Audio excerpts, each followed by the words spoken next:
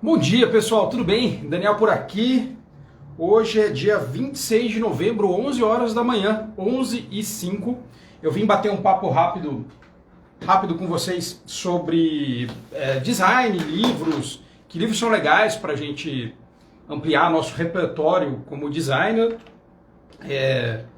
Acho que essa é uma discussão importante. Deixa eu só puxar os livros mais para cá. Pera só um pouquinho. Eita, tô com a pilha aqui. Acho que é importante a gente ter essa conversa e, de novo, queria falar que ontem, para quem está assistindo isso gravado, ontem eu fiz uns stories que eu estava meio bravo porque... porque tá todo mundo bravo, como diz o Matando Mateus a grito. É assim, a gente tá irritado, a gente está num momento que é um momento atípico, onde a gente... tem limitações das atividades que a gente pode fazer, então lógico que a gente fica mais irritado, eu também fico irritado, então às vezes a gente acaba respondendo alguma coisa com mais impacto do que a gente gostaria de responder. Então aí eu falei assim, deixa eu me acalmar, pegar o meu primeiro momento do dia, onde normalmente eu não estou estressado, normalmente no meu começo dos dias eu não estou estressado. Aí você está perguntando assim, nossa, 11 horas é o começo do dia do Daniel, então eu acordei 9 e pouco aí. Mas enfim, eu queria conversar com vocês sobre dois tópicos, tá? Então são dois tópicos. Um tópico é relacionado ao fato de que a gente como designer, e eu suponho que talvez você seja designer ou queira ser designer, que a gente como designer, a gente tem um trabalho que é baseado em duas coisas. Então a gente tem um trabalho que é um trabalho intelectual e ele é um trabalho que é manual. Então a gente trabalha fazendo essas duas coisas. Não é a única profissão que faz isso, várias profissões fazem isso. Então várias... A Flávia, que é uma médica veterinária, ela trabalha fazendo as duas coisas. Tem momento que ela tem que pensar a respeito de administrar uma vacina num cachorro e tem um momento onde ela administra a vacina num cachorro. Ela saber quando, onde, como, quem ela vai administrar, que momento... tem a ver com uma parte toda teórica que ela estudou na faculdade dela, então ela teve que estudar qual é o momento, o que acontece, se ela tentar administrar uma vacina num cachorro, o cachorro se mexer, o que ela tem que fazer, ela tem que insistir ou tirar a agulha. Então essas coisas são teoria e prática trabalhando de maneira simultânea. Então isso é importante, é legal, porque a gente tem... a gente tem mão, né? A gente faz as coisas e a mão não é uma coisa. A nossa mão, eu vou falar um negócio filosófico, agora é meio esquisito. Mas a mão não é uma coisa, certo? Não é uma outra coisa fora eu. Eu sou minha mão. Eu sou meu cérebro, eu sou minha boca, eu sou meu nariz, eu sou meus olhos, eu sou minha barriga, eu sou meu ombro. Então eu sou, o eu é um todo do meu corpo e da minha mente. Então pelo menos assim, isso, existem teorias que dizem isso, tem teorias que dizem que existe a mente é uma coisa separada, mas tudo bem, eu entendo que eu sou minha mão. Então que quando eu faço alguma coisa de maneira artesanal com a mão, mesmo que seja mecânica, apontar um lápis, eu também estou usando o meu cérebro, porque o meu cérebro que atua na minha mão, então, enfim, filosofia de lado, a gente usar o nosso cérebro, usar a nossa mão, às vezes fazendo um trabalho repetitivo, pode ser que a gente use menos o cérebro, pode ser que a gente fazendo um outro trabalho mais complicado, como por exemplo, apontar um lápis super caro, talvez a gente use a mão de outro jeito. Então a gente tem, beleza, a gente é o nosso cérebro, a gente é a nossa mão, a gente é o nosso braço e tá tudo certo.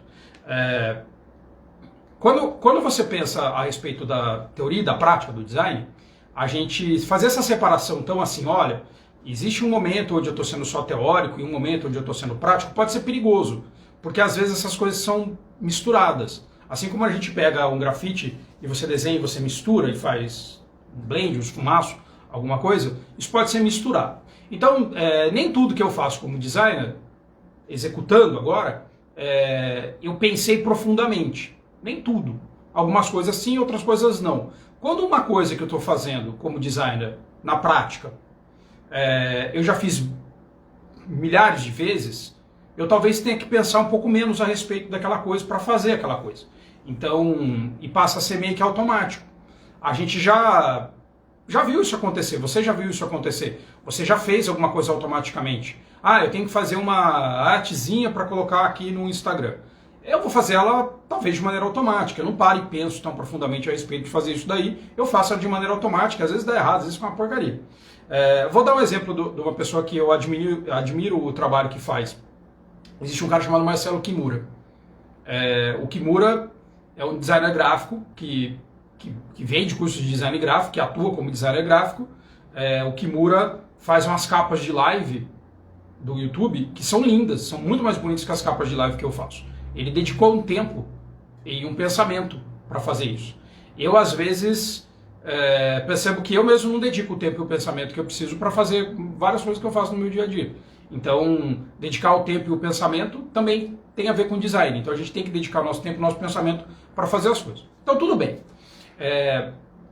Por que eu estou falando isso? Porque quando a gente pensa em termos de conhecimento a respeito do design, o conhecimento a respeito do design é um conhecimento que é motor, por exemplo, que eu sou muito bom de usar uma Wacom. Eu sou muito bom de pegar aqui, duas coisas. Eu sou muito bom de usar minha lapiseira, e para eu ser muito bom para usar minha lapiseira, eu vou ter que praticar usar minha lapiseira muitas vezes. Você já viu um artista desenhando com lápis? Você aí desenha com lápis, com grafite? Você já viu um artista desenhando? Você já viu como ele segura um lápis para desenhar?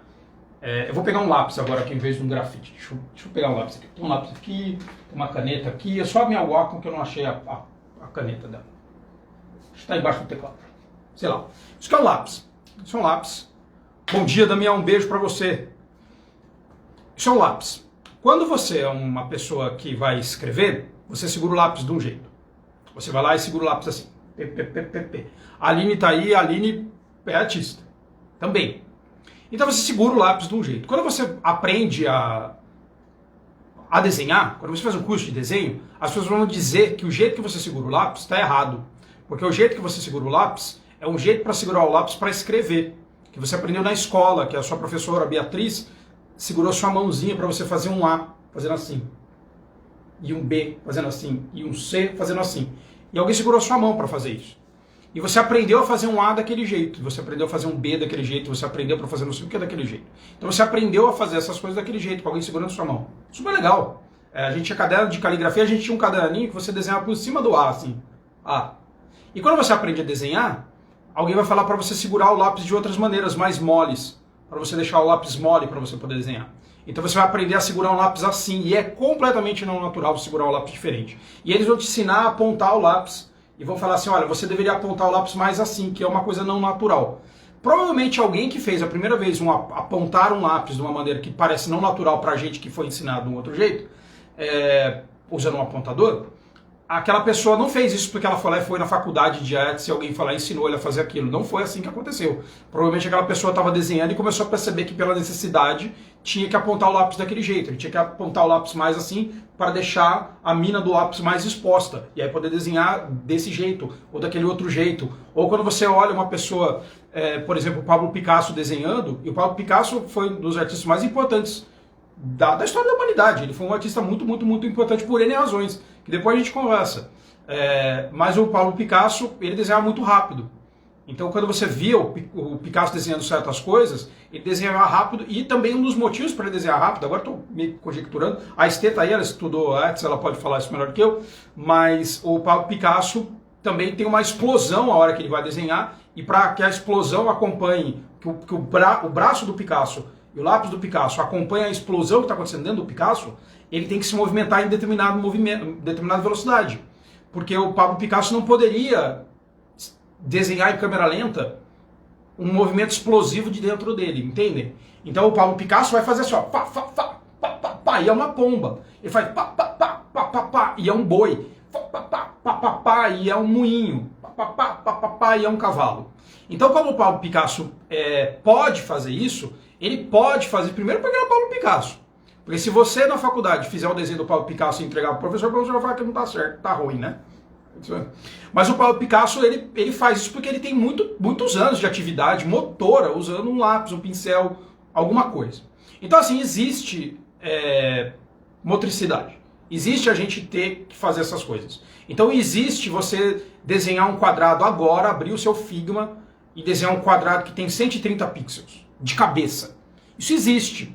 Você consegue fazer isso. Se você já fez várias vezes e você sabe reconhecer um quadrado de 130 pixels, e você já viu um quadrado de 130 pixels, e você sabe quantos são 130 pixels proporcionalmente no seu monitor, assim como um designer vai lá e faz assim, para poder medir, vocês já viram? Um designer, um artista, um desenhista, uma desenhista, ele vai lá e mede e fala, bom, isso daqui é equivalente a isso, é a proporção que eu vou fazer aqui, e ele transfere o desenho usando o lápis como mais do que o lápis. Agora o lápis é um sistema de medição, ele usa o lápis para fazer isso.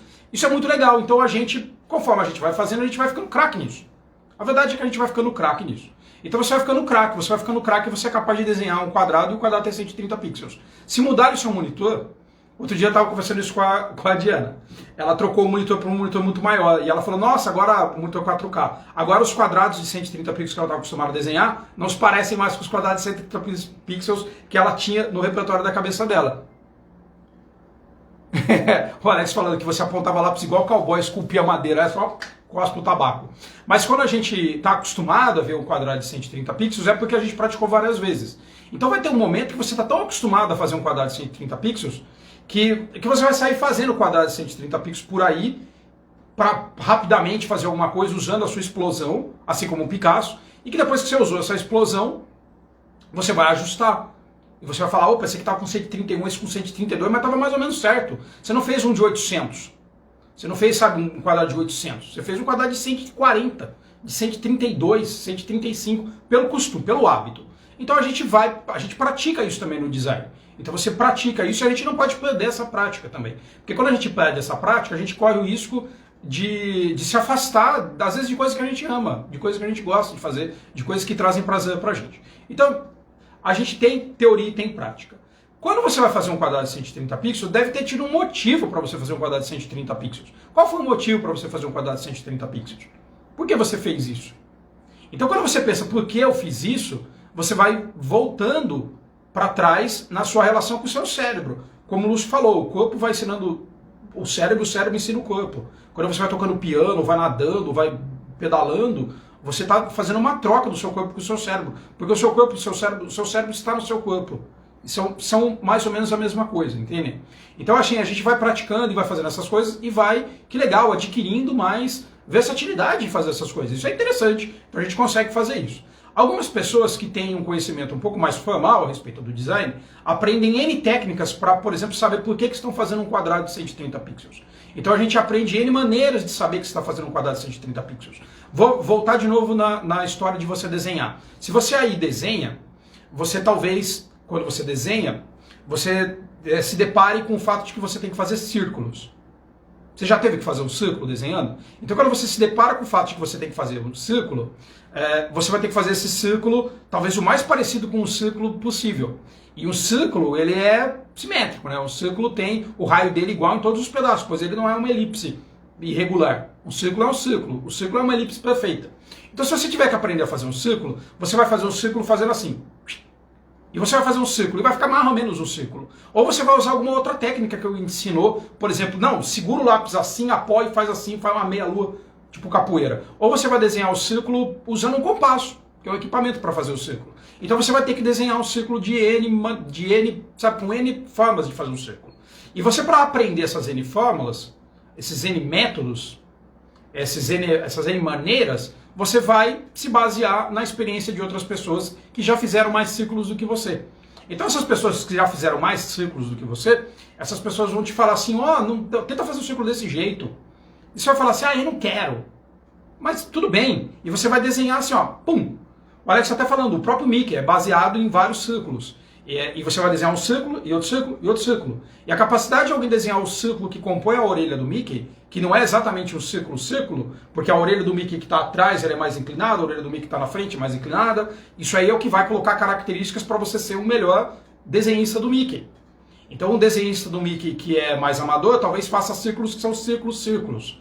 E você vai perceber que talvez para fazer um Mickey você precisa de círculos que não são tão círculos assim. E só a experiência vai dizer que aquele coisa de 130 pixels, na verdade é 130 pixels menos 10 de padding. Verdade, então dá menos 10 de padding. Vou deixar você fazer essa conta. Se eu tenho um retângulo de 130 pixels e eu tenho 10 de padding, quantos pixels tem o meu retângulo? Deixa você fazer essa conta. Quantos pixels tem? E aí você talvez pergunte, o que é padding? Talvez você pergunte, o padding é simétrico? Talvez você pergunte, o padding está na esquerda e na direita? Porque se o padding está na esquerda e na direita, o padding estando na esquerda e na direita, 130 pixels com mais um paddingzinho para dentro, vocês sabem que um padding empurra as coisas? Então você vai olhar e falar, então aquele cara que tinha 130 virou 150, por exemplo. Então, então tem um macete de 130. E esses são macetes e coisas que você faz, e essas coisas todas que você faz são também porque você se baseia no conhecimento de outras pessoas. O que é se basear no conhecimento de outras pessoas? Um beijo pro Thiago Essa, citei você ontem, Thiago. Citei você ontem, cara. Quando você pensa nisso, no conhecimento das outras pessoas, vou dar o exemplo do Thiago Essa que está aqui. O Thiago usou, já vi ele usando uma expressão, não tenho 100% de certeza se foi ele que cunhou a expressão, mas eu já vi ele usando a expressão, que um wireframe não é um entregável, ele é um discutível. Então, eu aprendi que o wireframe é um discutível ouvindo o Thiago, não foi uma conclusão minha sentado olhando para um monte. Eu aprendi pelo conhecimento dos outros. E a gente aprende com o conhecimento dos outros. Então a gente precisa do conhecimento dos outros, porque a gente, ao contrário das tartarugas das Galápagos, a gente não vive 300 anos. Ao contrário do Blade, ao contrário, sabe, do Edward, do Crepúsculo, a gente não vive 300, 400 anos. Então a gente não tem a possibilidade de aprender tudo empiricamente, aprender tudo pelas nossas próprias experimentações. Infelizmente, a gente não tem. Eu ia amar poder aprender tudo pela minha própria experimentação. Eu ia amar, ia ser super legal se eu tivesse vida infinita e pudesse aprender tudo pela minha própria reinterpretação e observação do mundo natural. Mas não é assim. Então a gente aprende essas coisas com outros que já aprenderam e passaram para outras pessoas. A gente não é a espécie exclusiva que faz isso no mundo. Isso é uma surpresa. A gente não é. Até um macaquinho faz isso. Até um elefante faz isso. Então um cachorro faz isso. Então outras espécies animais também explicam para outras espécies coisas que elas aprenderam. A gente é mais articulado para fazer isso. Então a gente é mais articulado e a gente, superando outras espécies, a gente consegue fazer isso com duas coisas muito, muito, muito legais. A gente consegue explicar para os outros as coisas que a gente faz através da fala, através da nossa comunicação oral. Então eu consigo explicar para você o que é uma coisa, eu consigo fazer storytelling. Tem até o livro aqui da Lipton, Design is Storytelling. Então a gente consegue, vou jogar ele para cá. A gente consegue através de storytelling, eu consigo contar uma história para vocês e vocês entenderem através dessa história. Então ontem, uma coisa engraçada, ontem a gente escutou os cachorros latindo e os três cachorros estavam sentados, o Hulk, o Léo e o Glauber, sentados fazendo um triângulo, os três olhando para frente. A impressão que dá é que se botasse uma fogueirinha ali, eles iam acender um marshmallow e contar histórias a respeito de ser cachorro. Então a gente conta histórias. A gente conta histórias através disso, da gente poder falar. Existe um monte de teoria da evolução do hominídeo, do sapiens que a gente é, né, dos símios que a gente e que a gente conseguir ter a posição da mandíbula do jeito que a gente teve e que piora certas mastigações, mas facilita certas palavras serem faladas, evoluiu a gente de N maneiras. Então, a própria disposição da musculatura da face, da posição da mandíbula, etc, etc, etc, faz com que a gente não consiga comer coisas muito grandes, que a gente tenha que comer coisas que são, por exemplo, fervidas e não cruas, que a gente não tenha tanta força quanto um panda tem no maxilar dele, mas em compensação a gente consegue falar. Algumas pessoas conseguem falar com linguagem de sinais, algumas pessoas conseguem falar através de gestos, algumas pessoas conseguem falar através de N coisas, mas o nosso cérebro também foi moldado por fato de que a gente se comunica. Então a gente se comunica, gente, a gente se comunica. E a gente às vezes não se comunica só pelo fato de que a gente está falando. Porque quando eu falo alguma coisa, agora com exceção do mundo que a gente vive, onde eu posso falar isso para vocês agora, e isso que eu estou falando agora vai persistir por mais tempo no mundo, se eu estivesse tendo essa conversa com vocês agora numa praça, que seria muito mais legal, e eu estivesse falando com vocês numa praça, olha, isso, essa conversa não persistiria tanto. Essa conversa teria entrado na cabeça de vocês e talvez vocês tivessem praticado algo que eu falei, talvez vocês tivessem falado para alguém algo que eu contei. E isso desapareceria aos poucos e começaria a se misturar com a sua própria história. Então vocês já viram isso acontecer. Vocês já viram eu falar alguma coisa e depois você entender, e depois entender, e depois entender, e depois você contar e entender errado, e daqui a pouco, então o X é ketchup, por exemplo. Então, essa forma da gente falar, ela se perde pelo fato de que você precisa interpretar o que eu estou falando, e baseado no que eu interpretei, do que você interpretou, você põe em prática o que eu falei. Isso é muito, muito legal. Então a gente faz isso, isso é muito, muito, muito bacana. se você fosse agora para uma cidade distante na Índia e as pessoas tentassem se comunicar com você, você não ia entender todos os símbolos que as pessoas expõem para você. Você talvez não entendesse o alfabeto, aquele Azinho que você aprendeu, aquele Chu que ficou aqui escrito. Talvez você não entendesse todas essas coisas. Um beijo, Tereza. Às vezes a gente não vai entender tudo que está lá, porque, nossa, a pessoa escreveu com uma letrinha diferente, que coisa doida. A pessoa usou detalhes nessa letra, e esse detalhe que está nessa letra quer dizer alguma coisa. Então a gente poder aprender a respeito de se comunicar, entender os símbolos que os outros trazem pra gente como pessoa na comunicação, isso também tem nome. Eu trouxe livros aqui, daqui a pouco eu já vou mostrar. A gente pode falar a respeito de semiótica. Deixa eu puxar a Lúcia Niemeyer aqui. Então, a semiótica aplicada ao design. Então, isso é comunicação. As pessoas que estudam comunicação aprendem mais a respeito de como você explica alguma coisa, como a pessoa interpreta aquilo, qual é o repertório de entendimento que aquela pessoa tem daquele assunto. Será que se eu usar essa palavra aquela pessoa vai entender? Se eu usar aquela outra palavra, será que é melhor? Se ao invés de usar uma palavra eu usar um desenho, será que é melhor? Então como que aquela pessoa entende? Como aquele grupo de pessoas entende? Como aquele grupo de pessoas entende e aplica? Então quando a gente pensa a respeito de... Ah, que inveja do Vicente. Ele falou que foi aluno da Lucy. Essa editora era maravilhosa. Vou trazer... O Vicente, ele gosta quando a gente fala dessas coisas. Quando a gente pensa a respeito disso, da comunicação, etc, etc, a gente entende que a gente, como designer, precisa entender processos de comunicação, porque eu quero me fazer entendido. O próprio Norman fala, o design é comunicação. Para me comunicar, eu preciso entender quem é o outro. Então a gente tem que entender quem é o outro para poder se comunicar, e isso é muito, muito legal. Então a gente, como designer, também entende comunicação. Voltando só um capítulo aqui, que eu comecei e saí, um dos jeitos da gente se comunicar, então, é a oralidade. Então a gente se comunica através de sentar em volta de fogueiras e compartilhar informações a respeito da nossa caça, a respeito de onde tem frutas. Então a gente faz isso faz muito tempo, muito, muito tempo. Em alguns momentos a gente quer deixar mais marcada essa comunicação, assim como eu estou fazendo agora usando o Instagram. Então a gente pintava cavernas, olha que coisa bonita. É lindo. Deixa eu fazer um parênteses. Deixa eu apertar um botãozinho aqui. Uns anos atrás, 2 anos atrás, eu fui com a Flávia, a gente foi para o sul da França, é muito chique, design é milionário mesmo. A gente foi para o sul da França, e quando a gente foi para o sul da França, um dos motivos que eu queria ir para o sul da França era visitar uma caverna onde viveram hominídeos 30 mil anos atrás, e que ali naquela caverna existem representações das pessoas dentro da caverna, chama caverna de Letro, se eu não me engano, então, essa caverna é falada no livro A Caverna dos Sonhos Esquecidos, que é um filme que é um filme do Herzog. É um filme maravilhoso, maravilhoso, me arrepia, eu amo aquele filme eu amo. É um filme que não sai do meu HD. Eu adoro esse filme. Mas era o meu sonho conhecer essa caverna, porque eu queria entender o que era essa representação que as pessoas fazem de colocar uma história sendo contada através de imagem dentro de uma caverna de 30 mil anos. Vocês entendem o quanto isso é poderoso em termos de comunicação humana?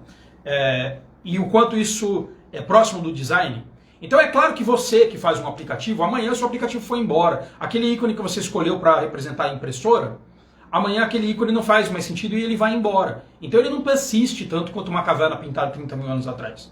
Então o restauro eterno do negócio, e agora eu estou lendo Rafael Cardoso, então eu até falei isso pro Vicente, então eu lendo Rafael Cardoso a gente fica com coisa na cabeça, assim, muito doida, né? Mas é permanente esse restauro, é um restauro permanente do Instagram. O Instagram mudou a posição dos ícones e incomodou muita gente, porque é um restauro permanente. Permanentemente o Instagram está em movimento e o Instagram não é mais exatamente o mesmo Instagram de 4 anos atrás. Ele seria irreconhecível.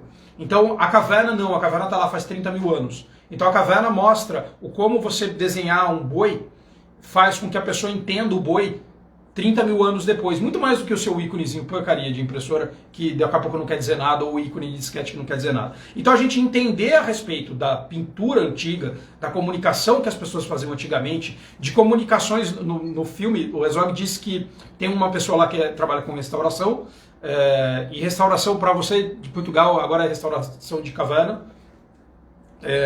A restauração tinha camadas de restauração que eles estimaram em 5 mil anos. Eu vou deixar vocês pensarem um pouquinho a respeito do que quer dizer 5 mil anos.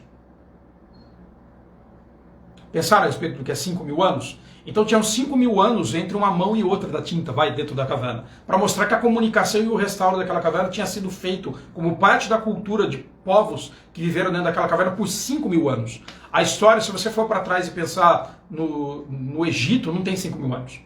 Então as pessoas viveram ali dentro, redesenhando a mesma história das pessoas caçando, das pessoas pescando, e das pessoas plantando não, das pessoas colhendo, talvez as pessoas comendo uma semente, fazendo cocô no lugar, nascendo uma outra árvore ali, mas eles sem entender por quê, por muitos anos. E beleza, quando a gente começou a trabalhar mais a comunicação, a gente começou a estudar mais a comunicação, o que a gente começou a fazer? A gente começou a fazer uma coisa que hoje uma das bases do conhecimento, que é o livro.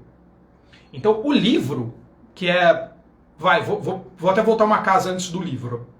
A escrita, que permitiu existir o livro, a escrita não foi fácil para a gente colocar a escrita na mão de todo mundo. Não foi fácil. A escrita não é natural. A leitura não é natural. A gente não nasceu naturalmente com a capacidade de ler.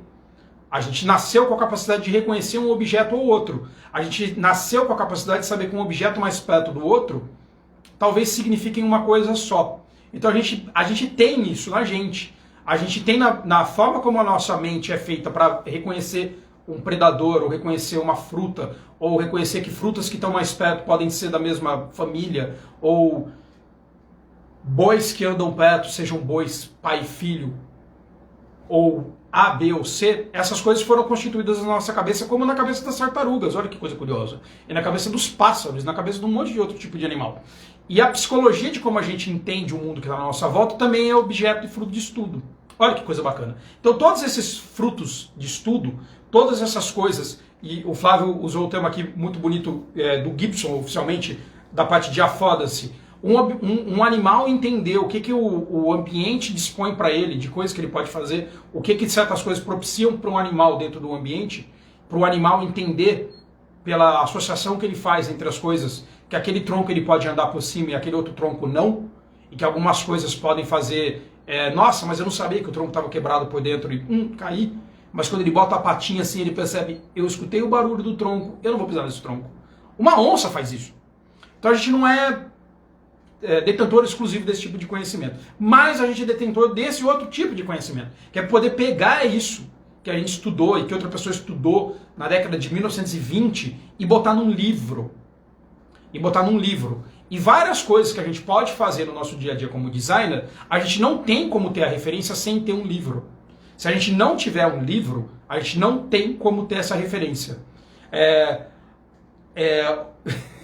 Depois eu te respondo do negócio do evento da sustentabilidade do lixo.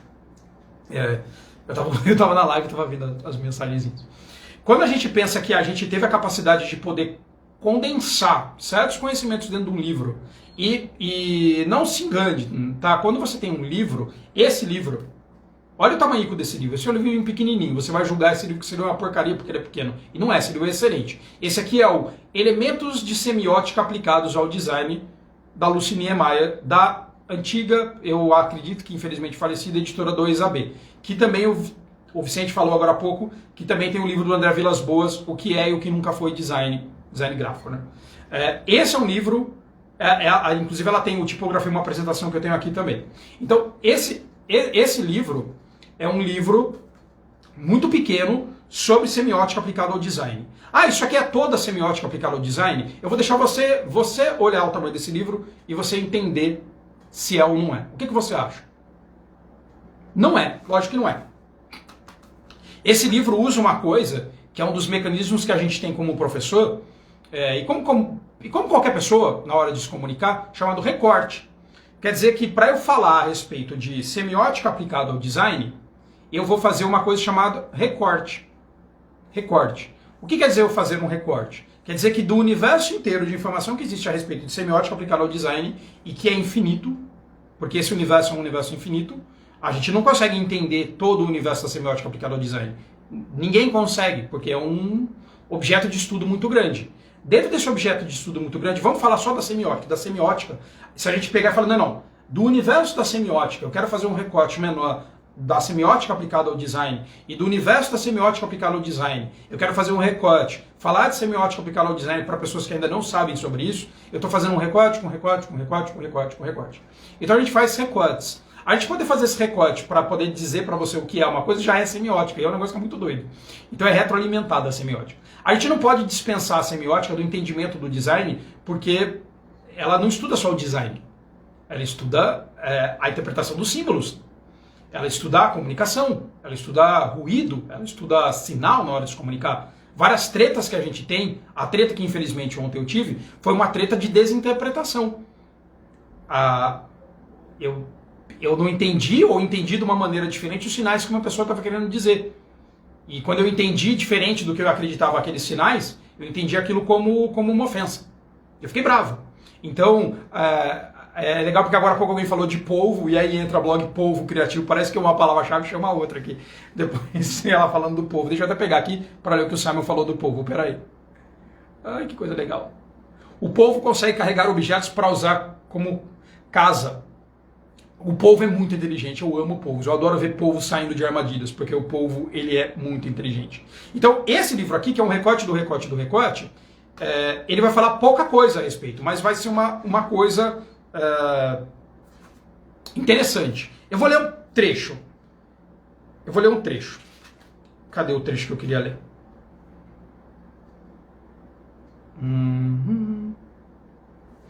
Espera só um segundo, gente. Tinha um trecho que eu acabei de deixar.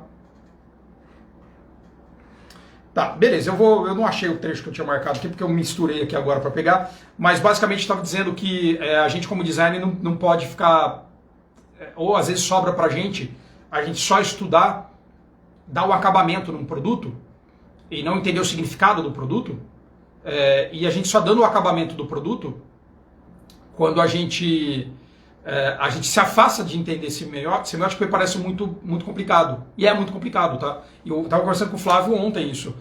Ser complicado faz parte. Ué, se a profissão fosse super ultra fácil, não precisava estudar, né? E não é tão fácil assim. Então, ela é uma profissão complicada.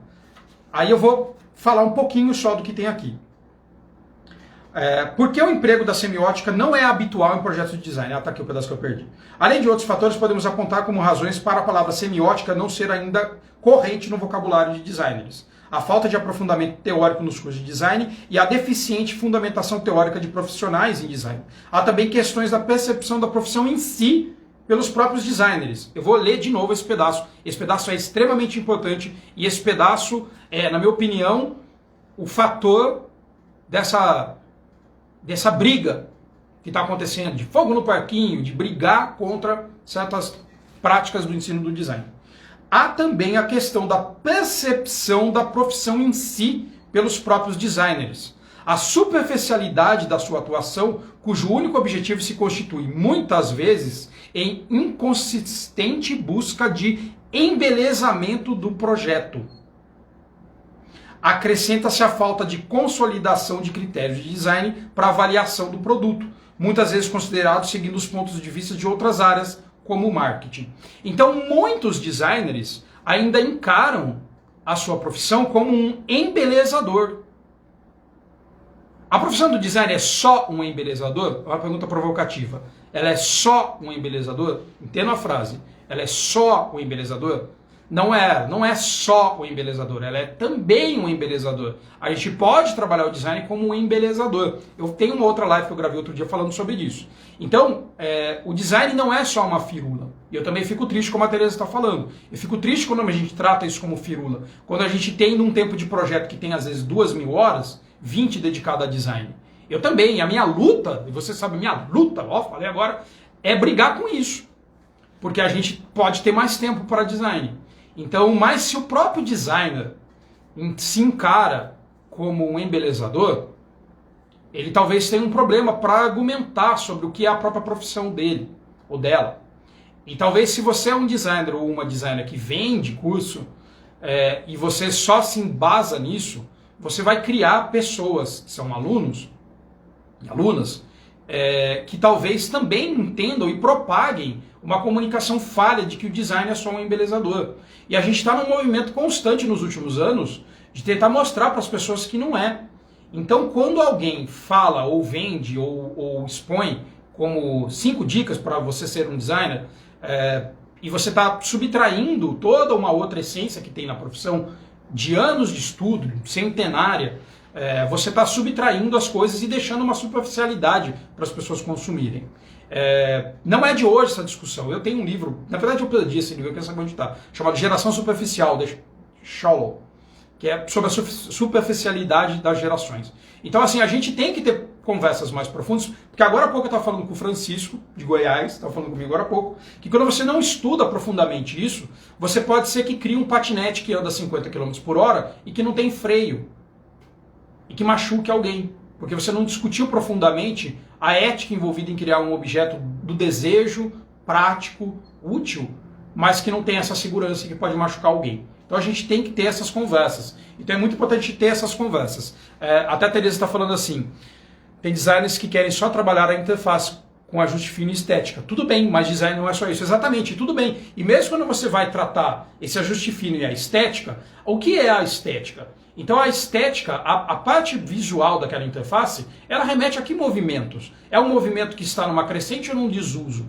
Você começar a usar numa interface mais degradez ou menos degradez, faz parte de você estar numa tendência de crescimento ou de queda do uso de degradez nas interfaces. Então se você não estudar isso daí, até a camada puramente estética, puramente nesse caso visual, puramente estilística, ela pode estar equivocada. Porque você pode estar seguindo um movimento que está em desuso, está em decréscimo.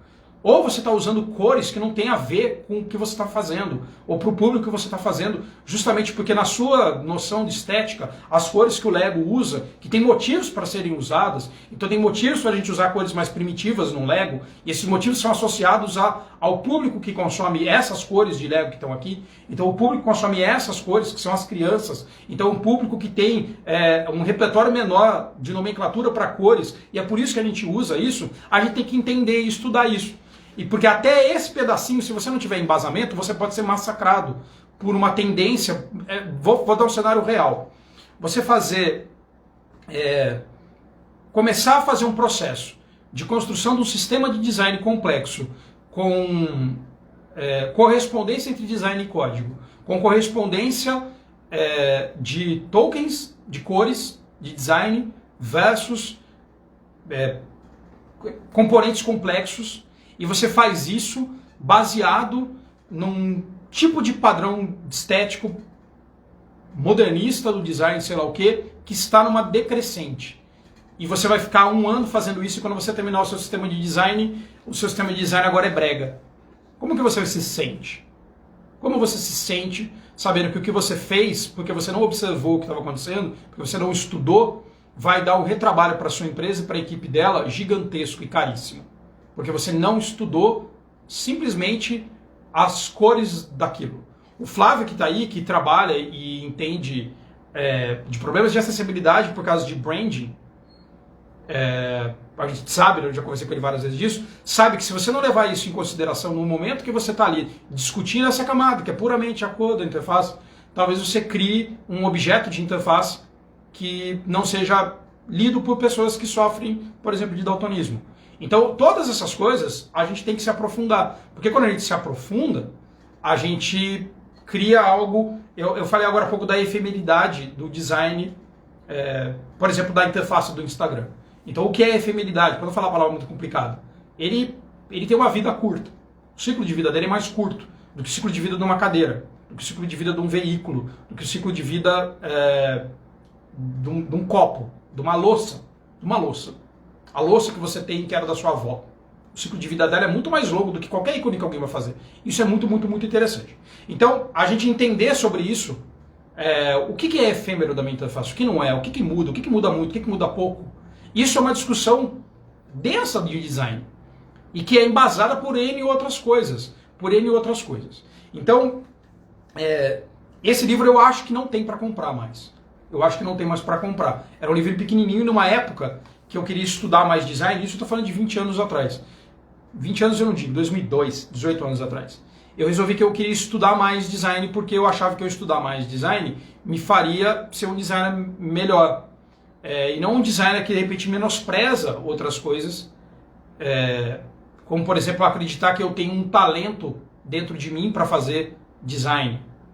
E eu estudei biologia, eu não acredito muito nisso.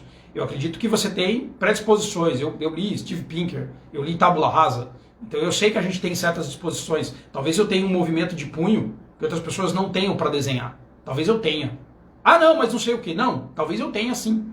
Talvez eu tenha uma proporção do meu antebraço que me propicia desenhar melhor do que outras pessoas. Talvez eu tenha, por fatores genéticos.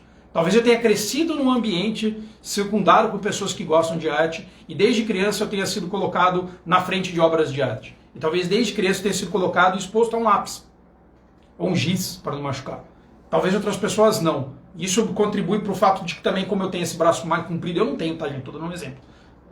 Como eu tenho, talvez isso me ajude. Mas fora isso, eu preciso me basear em teoria para fazer as coisas e em horas e horas e horas e horas e horas de prática. Então, eu estou com uma pilha de livros aqui porque eu falei mais do que eu queria, mas que não vai dar tempo de eu falar de todos. Mas eu quero fazer... acho que também é meu papel fazer uma divulgação a respeito disso. Eu vou pegar por ordem desse momento meu, Daniel, pessoa física, que eu, não acadêmico, não fazendo faculdade de design nessa época, mas trabalhando com design, resolvi que eu queria estudar mais design. Então eu vou fazer uma lista, depois se alguém quiser, eu tiro a foto, vou fazer uma postagem tirando foto, mas só para vocês entenderem alguns. Eu não sei se todos esses livros existem. Sinceramente, tem livros que não existem mais. Quando você vê um livro que você gosta, você vai lá e compra. As pessoas às vezes criticam que eu compro muito livro. Eu compro muito livro porque livro não é tão... não existe para sempre como parece que existe. Tem livro que não existe mais, que custa R$700. Esse é um. Design gráfico, uma história concisa. Esse é um livro de história do design gráfico. Então é um livro de história do design gráfico. Fica tudo escrito de trás para frente aqui, gente. Mas está escrito Design Gráfico, uma história concisa, Richard Hollis. E fala sobre, adivinhe, a história do design gráfico. Esse livro é maravilhoso. Quando eu estava estudando muito design gráfico, eu comprei para entender mais sobre o que eu estava fazendo. E aí eu comecei a entender, fazer duas camadas que são desfocadas no Photoshop. É moderno ou não? É brega ou não? Isso mesmo, a Teresa está falando, às vezes as edições são diferentes, então tem livro que mudou a capa, mas o conteúdo às vezes é o mesmo. Vou falar um outro que me ajudou e me ensinou muito na vida. Queria ter lido ele antes. Eu li ele já fazia uns anos que eu trabalhava com design, mas esse livro eu acho que vocês deviam procurar também numa biblioteca para ler ou comprar em algum lugar. Sintaxe da linguagem visual. Sintaxe da linguagem visual. Para começar, que sintaxe, que eu acho que é o jeito correto de falar sintaxe, é difícil de você ter, porque a gente não tem entendimento sobre o que é uma linha curva, o que é sinuosidade, o que é exatidão. Eu já falei desse livro, tem com outra capa também, tá? Então, sintaxe da linguagem visual. Esse aqui eu já mostrei, elementos da semiótica aplicada ao design. Elementos da semiótica aplicada ao design. Por curiosidade, eu vou pegar uma parte aqui, vou deixar separado esses, mas vou falar de um só porque foi polêmico ontem. Eu vou falar do História da Arte. Isso é o História da Arte. Eu vou fazer uma outra live só sobre isso. Já convidei uma professora minha de arte para a gente falar sobre arte e design. Esse é o História da Arte. Eu tenho muito orgulho da edição que eu tenho do História da Arte, porque eu me dei o trabalho de pegar a edição mais cara que tinha do História da Arte, que é... aqui, só para contextualizar o que eu estava falando, isso aqui é um desenho de pintura rupestre. Essa é a edição grande dele, toda colorida, com um desenho melhor, não folheada em inglês. Eu não folheio esse. Eu folhei a versão com a capa de mármore. O comum é com a capa de mármore, tá? É um livro estupendo. Eu não tenho palavras para falar desse livro. Esse livro é estupendo. Esse livro é maravilhoso. É controverso. Se você estudar mais profundamente História da Arte, é controverso. Algumas pessoas criticam o Gombrich. Dizem que você está usando um ponto de vista só seu dessa visão do mundo. É muito difícil sintetizar 30 mil anos num livro. Mas é um livro estupendo. Se você tem acesso a esse livro, leia o livro. O livro é muito bom, ele não é chato, apesar de ser um livro gigante. Ele vai contar de uma maneira muito bonita a história. De por que as pessoas começaram a fazer obras de arte que representam objetos sagrados, ou que viraram objetos sagrados. Por que que as pessoas misturam? Por que que a arquitetura é assim versus tal coisa? Por exemplo, então esse é a História da Arte. Eu não me canso de falar bem do História da Arte. A História da Arte é maravilhoso. Eu li a primeira vez a História da Arte, acho que em 2001, 2002. Mas, o Juliano falou, R$112 o capa de mármore. Se deem de presente a História da Arte. Não leia de uma vez, leia de pouco. Não precisa ler de uma vez, é um livro enorme. O História da Arte capa de mármore é um pouquinho menor do que esse em tamanho, mas é muito bom.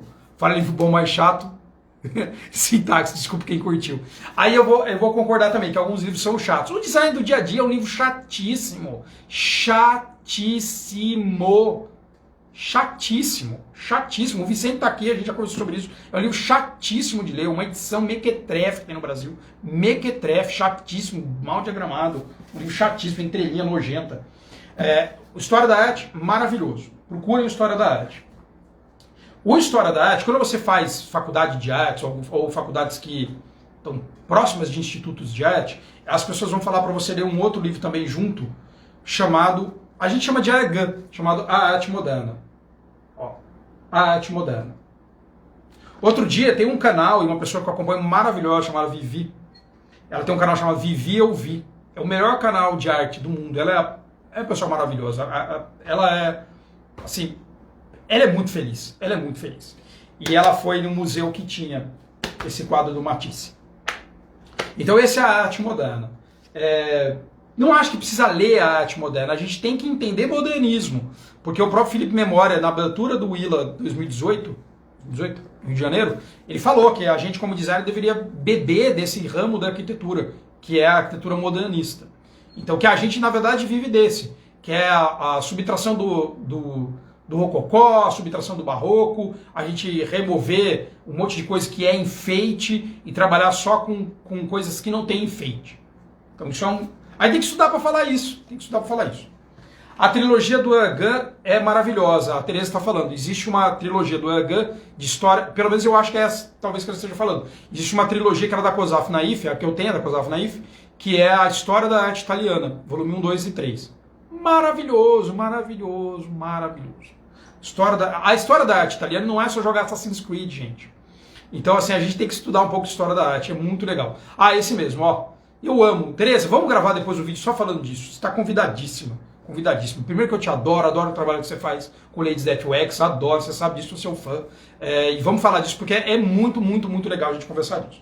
Então, dito isso, eu vou falar de uma coisinha super rápida, senão depois acaba, que é, olha, tem um livro, esse não é tão caro, Gestalt do Objeto, como você quiser chamar aí, usar o seu G, ou G ou G, aí depende. De acordo com Dondes, que é do Sintaxe, aqui no começo ele já cita o outro livro, vai falar coisas similares a esse aqui, o Sintaxe da linguagem visual, tá debaixo do outro, não vou pegar. Vai falar sobre, por exemplo, forma, dentro de forma, o plano, o volume. Eu tô lendo o Rafael Cardoso, então eu tô muito doido com o negócio de forma. Mas esse livro é barato, é um livro que vai falar sobre várias coisas, é um livro prático. Mas é prático? Existe uma prática, não é só uma teoria? Não é só uma teoria. Isso tá aqui, E eu acho muito legal gente falando que foi meu professor na graduação. Eu acho maravilhoso. Eu queria muito ter tido aula com pessoas que escreveram esses livros. Então é um livro prático sobre Gestalt do Objeto. Eu vou ler um pedacinho. Espera só um segundo, gente. Só um segundo. Aqui está a introdução. De acordo com a Gestalt, a arte se afunda no princípio da pregnância da forma, ou seja, na formação de imagens, os fatores de equilíbrio, clareza e harmonia visual constituem para o ser humano uma necessidade, e por isso são considerados indispensáveis, seja uma obra de arte, num produto industrial, numa peça gráfica, em um edifício, numa escultura ou em qualquer outro tipo de manifestação visual. Tem um livro, deixa eu até falar aqui, A Gestalt é uma escola de psicologia experimental. Considera-se que Christian von Ehrenfeld, filósofo austríaco do fim do século XIX, foi o precursor da psicologia da Gestalt. Mais tarde, por volta de 1910, teve seu início mais efetivo por meio de 3 nomes principais: Max Wettmer, Wolfgang Kohler e Kurt Kofka, da Universidade de Frankfurt. O movimento gestaltista, atuou principalmente no campo da teoria da forma como contribuição relevante ao estudo da percepção, linguagem, inteligência, aprendizagem, memória, motivação, conduta exploratória e dinâmica de grupos sociais. Fundamentos, olha. Então tá aqui, baratinho, tá? Baratinho. Baratinho assim, tipo, deve ser R$60. Então tá aqui.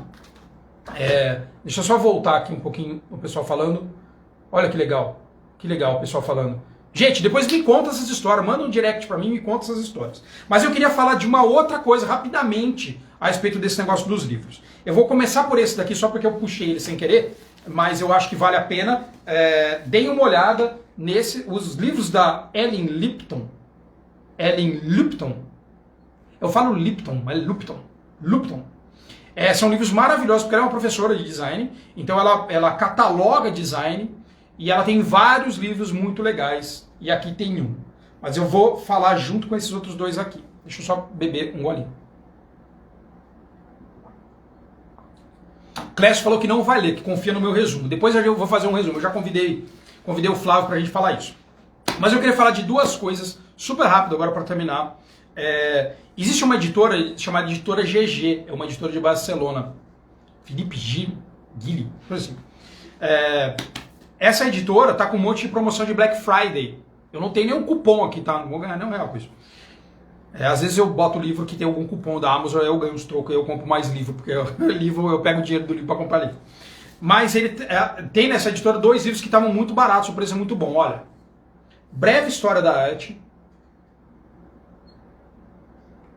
Breve História da Arte e Breve História da Arte Moderna. Eu não quero ler o Gombrich inteiro. Tudo bem.